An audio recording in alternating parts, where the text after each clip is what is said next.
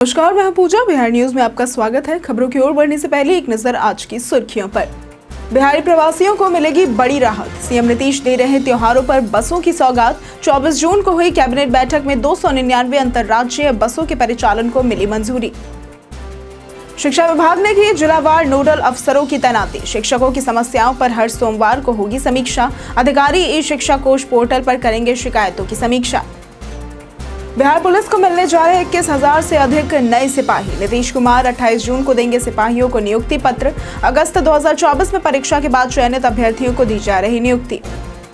चुनाव आयोग ने 8 दलों को बांटे चुनाव चिन्ह। वीआईपी को दोबारा मिला नाव। प्रशांत किशोर का स्कूल बैग अब भी बरकरार। सूर्य कुमार यादव ने कराई स्पोर्ट्स हर्निया की सफल सर्जरी। जर्मनी में हुई सर्जरी के बाद सूर्या ने दी सोशल मीडिया पर हेल्थ अपडेट। आईपीएल 2025 के बाद चोटिल हुए थे सूर्य कुमार। चलिए अब बढ़ते हैं शाम तक की बड़ी खबरों की ओर विस्तार से। प्रवासी बिहारियों के लिए त्योहारों में चलेंगी 299 बसें। बिहार सरकार ने पर्व त्योहारों के दौरान बिहार लौटने वाले प्रवासी बिहारियों की सुविधा के लिए 299 अंतर्राज्यीय बसों के परिचालन की घोषणा की है। मुख्यमंत्री नीतीश कुमार ने बताया कि छठ, होली, दीपावली व दुर्गा पूजा जैसे त्योहारों के समय दिल्ली, यूपी, पंजाब, हरियाणा और बंगाल से आने वाले यात्रियों को अब राहत मिलेगी।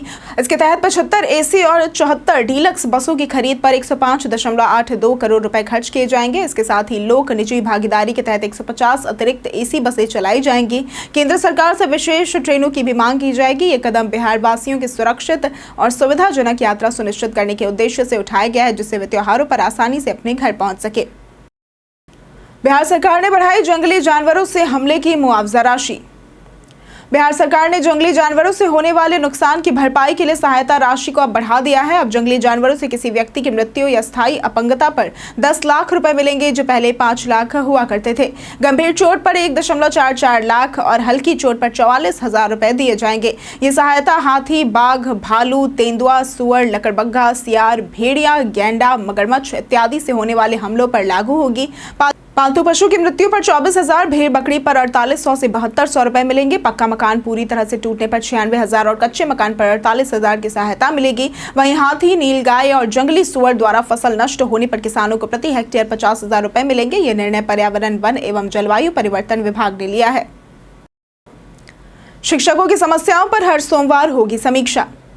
शिक्षा विभाग ने शिक्षकों की समस्याओं के समाधान के लिए जिलावार नोडल अफसरों की तैनाती की है। ये अधिकारी ई शिक्षा कोष पोर्टल पर शिक्षकों से मिली शिकायतों की समीक्षा, अनुश्रवण और निराकरण करेंगे। हर सोमवार को शिकायतों की प्रगति की समीक्षा होगी। अपर मुख्य सचिव डॉक्टर एस सिद्धार्थ के आदेशानुसार 38 जिलों में अलग अलग वरिष्ठ अधिकारियों को जिम्मेदारी दी गई है, जैसे बैद्यनाथ यादव को बेगूसराय, पंकज कुमार को मुंगेर, विनायक मिश्र को जहानाबाद, अजीत शरण को नवादा, नालंदा और मीरा कुमारी को मधुबनी, देवेश कुमार को किशनगंज और अररिया इत्यादि।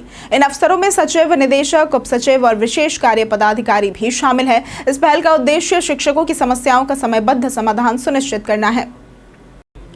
पंचायत जनप्रतिनिधियों को अब मिलेगा शस्त्र लाइसेंस का अधिकार। बिहार सरकार ने त्रिस्तरीय पंचायती राज संस्थाओं और ग्राम कचहरी के निर्वाचित जनप्रतिनिधियों को आत्मरक्षा के लिए शस्त्र रखने की अनुमति देने का फैसला किया है। मुख्यमंत्री नीतीश कुमार की घोषणा और पंचायती राज विभाग की अनुशंसा पर गृह विभाग ने सभी जिला अधिकारियों और पुलिस अधीक्षकों को निर्देश जारी किए हैं कि वार्ड पार्षद, मुखिया, सरपंच, पंच, जिला पार्षद आदि के शस्त्र लाइसेंस आवेदनों पर नियमानुसार और समय सीमा के भीतर कार्रवाई की जाए। इस कदम से प्रदेश के करीब 2.5 लाख जनप्रतिनिधियों को लाभ मिलेगा। पंचायती राज विभाग के सचिव मनोज कुमार ने 18 जून को गृह विभाग को पत्र लिखकर कार्रवाई का अनुरोध किया था। आयोग अधिनियम 2016 के तहत यह प्रक्रिया संचालित होगी। गृह विभाग के अपर मुख्य सचिव अरविंद चौधरी ने आदेश जारी करने की पुष्टि की है। महिला कॉलेजों में लगेंगे पिंक बस पास के कैंप। पटना में महिलाओं के लिए चलाई जा रही 8 पिंक बसों की सुविधा को और सुलभ बनाने के लिए बिहार राज्य सड़क परिवहन निगम यानी कि बीएसआरटीसी महिला कॉलेजों में मासिक पास बनाने हेतु विशेष कैंप लगाएगा। Patna women's college, JD women's college जैसे संस्थानों को चिन्हित किया गया है। बुधवार को पटना जू के पास लगे कैंप में कई छात्राओं, कामकाजी महिलाओं और अभिभावकों ने पास की जानकारी ली। मासिक पास ऑनलाइन, चलो मोबाइल ऐप और ऑफलाइन दोनों माध्यम से बनवाया जा सकता है। ऑनलाइन पास के लिए आधार, फोटो और कॉलेज आईडी जरूरी है। एक दिन में पास निर्गत हो जाएगा। ऑफलाइन पास मौके पर ही मिलेगा, जिसमें 20 रुपया अतिरिक्त लगेंगे। कामकाजी महिलाओं के लिए पास की कीमत 550 रुपए और छात्राओं के लिए 450 रुपए तय की गई है। योजना को लेकर महिलाओं में उत्साह दिखा है। पशु सुरक्षा के लिए एक्शन में नीतीश सरकार। नीतीश सरकार पशुओं की अवैध गतिविधियों से रक्षा को लेकर सख्त एक्शन मोड में है। पिछले एक वर्ष में पुलिस और वन विभाग की संयुक्त कार्रवाई में 4000 पक्षी, 164 कछुए, कुछ अजगर और कई अन्य जानवरों को सुरक्षित किया गया है। इस दौरान 2 दर्जन से अधिक लोगों को पकड़ा गया है जो इन दुर्लभ जीवों को गैरकानूनी तरीके से एक स्थान से दूसरे स्थान पर ले जा रहे थे। इन जानवरों के बाद में उनके प्राकृतिक आवास में छोड़ा गया है। सीमावर्ती क्षेत्रों और ट्रेनों में सक्रिय ऐसे नेटवर्क को रोकने के लिए निगरानी बढ़ा दी गई है और कई एजेंसियां मिलकर इस काम में लगी हुई हैं। नीतीश कुमार 28 जून को देंगे सिपाहियों को नियुक्ति पत्र। बिहार पुलिस को जल्द ही 21,391 नए सिपाही मिलेंगे, जिससे बल की शक्ति में बड़ा इजाफा होगा। मुख्यमंत्री नीतीश कुमार 28 जून को पटना के बापू सभागार में भव्य समारोह में नियुक्ति पत्र सौंपेंगे। ये भर्ती प्रक्रिया वर्ष 2023 में शुरू हुई थी, जिसमें लिखित परीक्षा, शारीरिक परीक्षण और दस्तावेज सत्यापन जैसे चरण शामिल थे। अगस्त 2024 में परीक्षा के बाद चयनित अभ्यर्थियों को नियुक्ति दी जा रही है। ये बिहार पुलिस के इतिहास की सबसे बड़ी भर्तियों में से एक मानी जा रही है, जिससे पुलिस बल की कमी दूर होगी और अपराध नियंत्रण बेहतर होगा। सरकार का उद्देश्य पुलिस जनसंख्या अनुपात सुधारना और कानून व्यवस्था को मजबूत करना है। इसके साथ ही यह कदम युवाओं को रोजगार देने और सामाजिक सुरक्षा प्रदान करने की दिशा में एक बड़ी पहल है। ग्रामीण व शहरी सुरक्षा में भी सुधार होगा। पीएम आवास योजना में लापरवाही पर होगी सख्ती। प्रधानमंत्री शहरी आवास योजना यानी कि PMAY अर्बन के तहत राशि लेकर मकान निर्माण नहीं करने वाले लाभुकों पर अब नगर निगम सख्ती बरतेगा। नगर आयुक्त विक्रम विरकर ने स्थलीय निरीक्षण के बाद निर्देश दिए कि अधूरे या शुरू नहीं हुए निर्माण कार्य 1 माह में पूरे किए जाएं। चेतावनी के 15 दिन बाद भी निर्माण नहीं शुरू हुआ तो राशि की वसूली और प्राथमिकी दर्ज की जाएगी। पहले चरण में 2451 लाभुकों में से 1800 ने निर्माण पूरा किया, जबकि लगभग 650 ने काम अधूरा छोड़ा या फिर शुरू ही नहीं किया। नगर निगम ने व्यक्तिगत रूप से चेतावनी दे रहा है। अब योजना के दूसरे चरण में 2.5 लाख की सहायता दी जाएगी, जो निर्माण प्रगति के आधार पर 3 किस्तों में मिलेगी। ये पहल केंद्र की हर पात्र को पक्का मकान नीति को साकार करने की दिशा में है। मक्का बीज घोटाले में बेगूसराय अधिकारी हुए निलंबित। बिहार के उप मुख्यमंत्री व कृषि मंत्री विजय कुमार सिन्हा के निर्देश पर कृषि विभाग मक्का बीज वितरण में पाई गई अनियमितताओं पर सख्त कार्रवाई कर रहा है। विभागीय समीक्षा बैठक में बेगूसराय जिले के एक प्रखंड में लापरवाही सामने आई, जिसके आधार पर प्रखंड शिक्षा पदाधिकारी रत्नेश कुमार को तत्काल निलंबित कर दिया गया। ये जानकारी संयुक्त निदेशक कृषि मुंगेर की अनुशंसा के बाद सामने आई। उप मुख्यमंत्री ने स्पष्ट किया कि किसानों को योजनाओं का लाभ दिलाने में किसी भी प्रकार की लापरवाही सहन नहीं की जाएगी। जिलों से भी यदि अनियमितता की सूचना मिलेगी तो संबंधित अधिकारियों पर अनुशासनात्मक कार्रवाई की जाएगी। सरकार का यह कदम किसानों के अधिकारों की रक्षा और कृषि योजनाओं की पारदर्शिता सुनिश्चित करने की दिशा में एक ठोस प्रयास है। पटना में फर्जी दारोगा शराब के साथ गिरफ्तार। पटना के अगमकुआं थाना क्षेत्र में एक फर्जी दारोगा को उत्पाद विभाग की टीम ने 200 लीटर विदेशी शराब के साथ गिरफ्तार किया।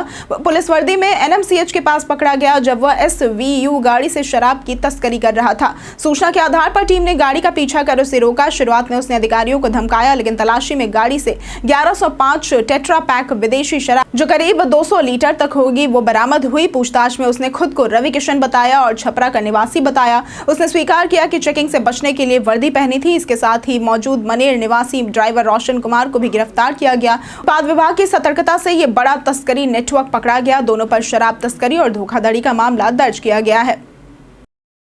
बिहार चुनाव में सिंबल की जंग खत्म, 8 दलों को मिले स्थायी चुनाव चिन्ह। बिहार विधानसभा चुनाव 2025 को देखते हुए निर्वाचन आयोग ने 8 राजनीतिक दलों को उनके चुनाव चिन्ह आवंटित कर दिए हैं। मुकेश सहनी की विकासशील इंसान पार्टी को एक बार फिर से उसका पुराना और भावनात्मक रूप से जुड़ा नाव सिंबल मिल गया है। वहीं उपेंद्र कुशवाहा की राष्ट्रीय लोक मोर्चा को स्थायी रूप से गैस सिलेंडर चुनाव चिन्ह प्राप्त हुआ है। प्रशांत किशोर की जन स्वराज पार्टी का भी स्कूल बैग सिंबल बरकरार है। अन्य दलों को भी प्रतीक चिन्ह दिए गए हैं। भारतीय सार्थक पार्टी को कैंची, लोहिया जनता दल को बाल्टी, जन सहमति पार्टी को लेडीज पर्स, भारतीय जनता समाज सेवी पार्टी को बांसुरी और राष्ट्रीय समाजवादी लोक अधिकार पार्टी को अंगूठी। राजद ने मतदाता सूची पुनरीक्षण का किया विरोध। बिहार विधानसभा चुनाव की तैयारियों के बीच चुनाव आयोग ने मतदाता सूची का विशेष गहन पुनरीक्षण कराने की योजना बनाई है, जिसे राष्ट्रीय जनता दल ने अस्वीकार कर दिया है। बुधवार को मुख्य निर्वाचन पदाधिकारी की बैठक में राजद प्रतिनिधियों चित्तरंजन, गगन, मुकुंद सिंह और मदन शर्मा ने इस फैसले का विरोध किया।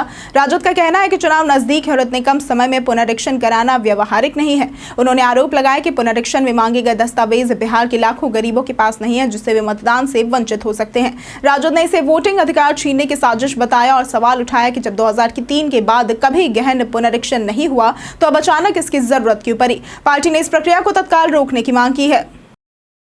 जदयू नेता सत्यदेव कुशवाहा का निधन, बिहार में शोक। बिहार की राजनीति को गहरा झटका लगा है। जदयू के वरिष्ठ नेता और कुर्था विधानसभा से पूर्व विधायक सत्यदेव कुशवाहा का पटना के पारस अस्पताल में इलाज के दौरान निधन हो गया। वे लंबे समय से बीमार थे। सादगीपूर्ण, ईमानदार और जनसेवक छवि वाले कुशवाहा गरीबों, किसानों और पिछड़ों की आवाज बनकर खड़े रहते थे। उन्होंने अपने प्रयासों से क्षेत्र में सड़क, शिक्षा, स्वास्थ्य और योजनाओं के क्रियान्वयन में अहम भूमिका निभाई। उनके निधन पर मुख्यमंत्री नीतीश कुमार सहित कई नेताओं ने शोक व्यक्त किया और उन्हें जदयू का समर्पित नेता बताया। उनके अंतिम दर्शन के लिए अरवल, औरंगाबाद व मगध क्षेत्र से लोगों की भीड़ उमड़ पड़ी। उनका अंतिम संस्कार उनके पैतृक गांव भीमलिचक में राजकीय सम्मान के साथ होने की संभावना है। उनका जीवन आने वाली पीढ़ी के लिए प्रेरणा स्रोत बना रहेगा। सीट बंटवारे पर तेजस्वी यादव की बढ़ी मुश्किलें। सीपीआई ने मांगी 2 दर्जन सीटें। बिहार विधानसभा चुनाव 2025 नजदीक आते ही इंडिया गठबंधन में सीट बंटवारे को लेकर हलचल तेज हो गई है। वीआईपी प्रमुख मुकेश सहनी की 60 सीटों की मांग के बाद अब सीपीआई ने भी 2 दर्जन सीटों पर दावेदारी जताई है। बुधवार को सीपीआई महासचिव डी राजा ने तेजस्वी यादव से मुलाकात कर सीट बंटवारे पर चर्चा की। सीपीआई ने तेघड़ा, बखरी, फुलवारी शरीफ, डुमराव समेत 20 से भी अधिक सीटों की मांग की है। 2020 में सीपीआई को महागठबंधन से 6 सीटें मिली थी, जिनमें से 2 पर उसने जीत हासिल की थी। वहीं 2020 में लेफ्ट पार्टियों ने कुल 29 सीटों पर चुनाव लड़ा और 16 पर जीत हासिल की।